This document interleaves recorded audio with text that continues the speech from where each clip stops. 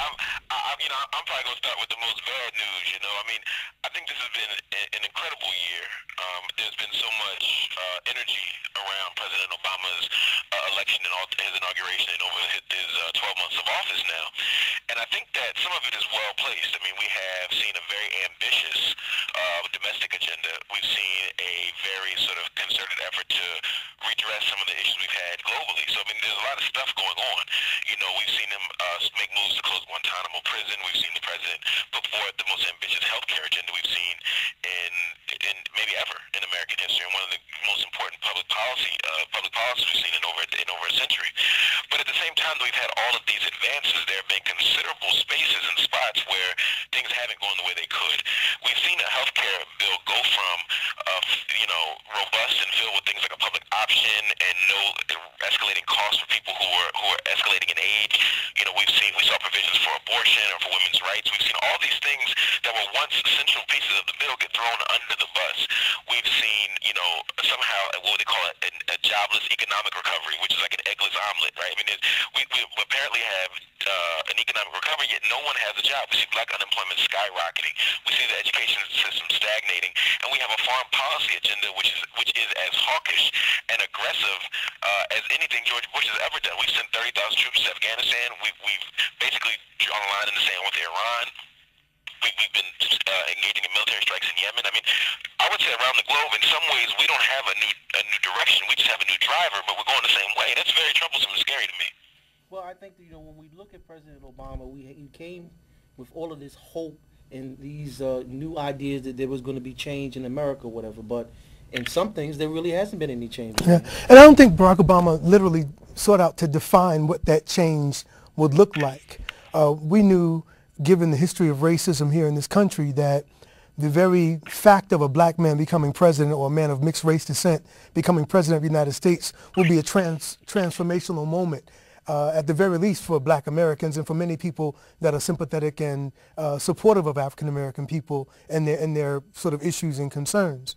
But as important, and I think that is important, I don't think you can sort of scuttle that away. Right. As important as that is and has been, the delivery, and I think Mark very eloquently outlines a number of items that Barack Obama has taken on.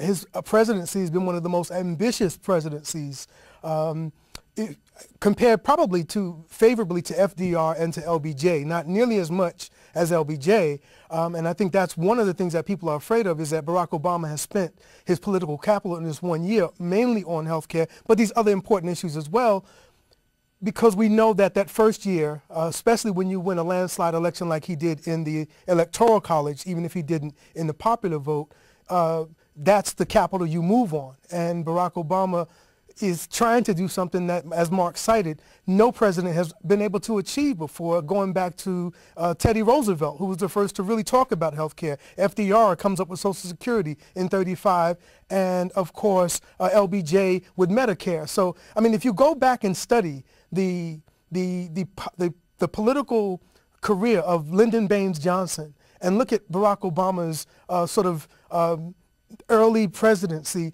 you'll see a great deal of parallels. All of this vitriol and racism and charges of communism and socialism, which are these contradictory charges. He's a fascist. All of these things don't work together in their own right, but he's become the sort of sepulcher, the sort of sponge of all of these things.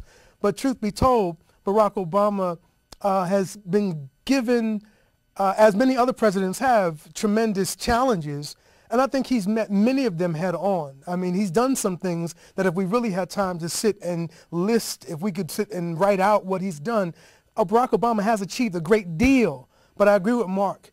In the real sense, it seems to have been shortcoming as it relates to black people. And again, he's only in his first year. But again, being that it is his first year, it is the most important year probably of his presidency, because this is a time when the country is behind him on domestic and foreign policy questions. The idea of taking on domestic issues the way he has largely... Well, let's look at some of those issues. Let's talk about that for a second, because one of the big things that happened was there was this whole Wall Street scandal, the country on the economic meltdown. Yeah. Let's talk about the economy, and let's talk about what kind of grade does President Obama and his administration get for what they've done so far. Has there been Wall Street reform? Not enough. I mean, I would give him a B- on the economy, maybe a C+, and the reason is because when you inherit such huge problems around the economy, when you have a system that is completely out of whack, not based on just 6 months of bad luck or even 8 years of mismanagement under Bush, which is true to be sure, but really 30 years of deregulation, 30 years of a hands-off approach to corporations. We've seen a lack of oversight on subprime industry. We've seen the credit industry absolutely collapse. We've seen a lack of faith in the global economic system developing, and Obama inherits all of that and has to respond to that. And it seems to me that some of the bailout that we saw was absolutely necessary. Now, there are some people who disagree with that, but I can't imagine being able to sustain faith in the global economic system without some kind of bailout. You couldn't let everybody fail. Now, the problem is that Obama's strategy or that language of these companies are too big to fail also implicitly said that some companies and some small businesses and some people were too small to matter. And so it seems to me that we have to find a way to balance that. We had some companies we can't let fail. Others, I would argue, we should have let fail. They were insolvent. They were dysfunctional. They should have been allowed to fall and let the natural process sort of recuperate the economy.